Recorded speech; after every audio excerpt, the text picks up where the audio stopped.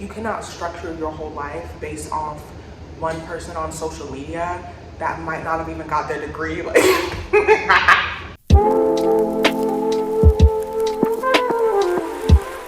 hi, welcome back to my channel. So basically, I have a late night rant about dating coaches and life coaches and why I think they're a scam, and specifically, I think they're Gen Z's scam.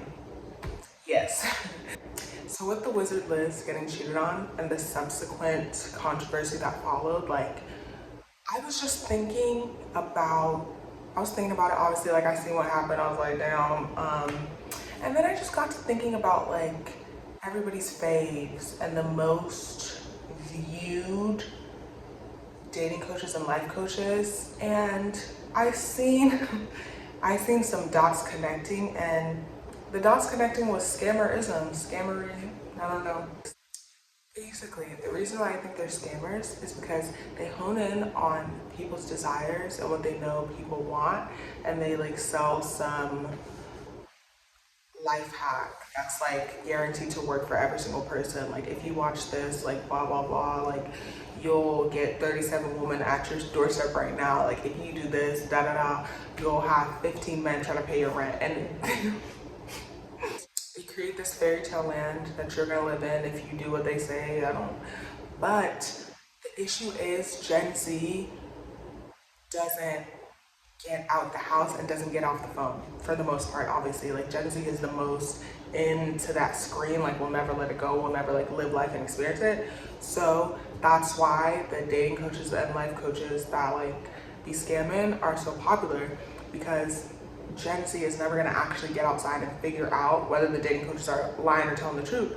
They're just gonna watch it and be like, oh, okay, like, I got it. Everything goes back to social media, and I'm trying not to make like every single video I post I talk negatively about social media, but genuinely, like, just taking a step back from it, like, it's crazy work. It really is crazy work.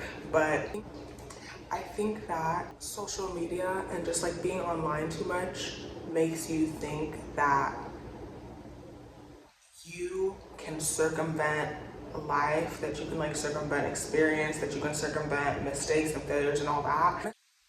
In general, with dating, with life, the premises of it is that you yourself go through it. So I'm not saying that a coach is bad, but a coach can't get you too right, because like you have to do it. Like, it's like if you're studying for a test, you have to study for a test because you're going to take the test. But I feel like with the whole dating coach, life coach thing, it's like you think studying is taking the test, if that makes sense. I just thought I ate with that, so I'm going to let that I love you that I ate with that, so I'm just going to let that sit for a little bit. And then with the dating coach, instead of like going out and like dating and saying like, this is what I like, this is what's tea, you're just like, okay, coach told me to put a skirt on and a red lipstick, and then I'll have a boyfriend in 3 months. And then like you're not, like, it's not working. But a major topic I wanted to explore though was how the coaches take advantage of people's desires, right? So desires are natural, obviously, and you have like a range of them. But I think that once you start trying to like lie about your desires and like trying to make your desires the enemy, that's when like a bunch of bad stuff's gonna happen. Like, it's okay to want whatever. It's okay to want romance, friends, whoop-de-whoop, success, money. Girl, want what you want, hello.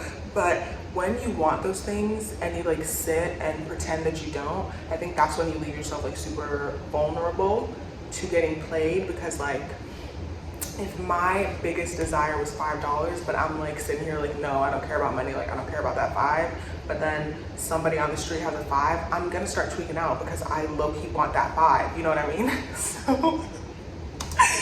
So I just think it's super important to be honest about your desires and just like figure out how to navigate them. It's not like every single thing you desire you're gonna get. Maybe I want an ice cream for breakfast, I'm not eating ice cream for breakfast, okay, like, but I still need to wake up and accept that, okay, I wanted this for breakfast, but what am I actually gonna do? I'm not gonna have it. Okay, cool, I'm cooking, you know what I mean? Now I feel like the life coach.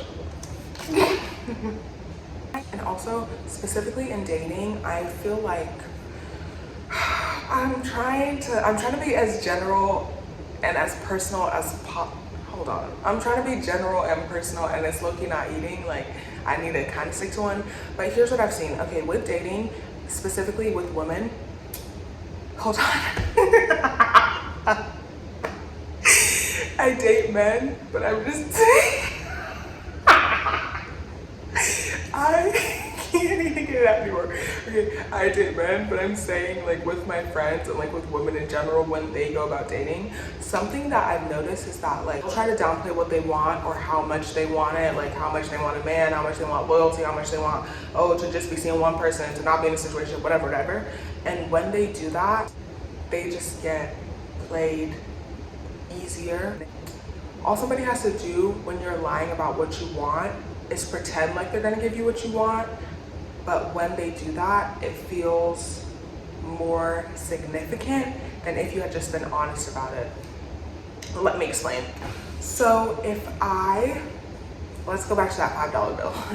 So if I'm like, I want a 5, and then a stranger gives me a 5, I'm like, thank you, I wanted that, I got it, hello.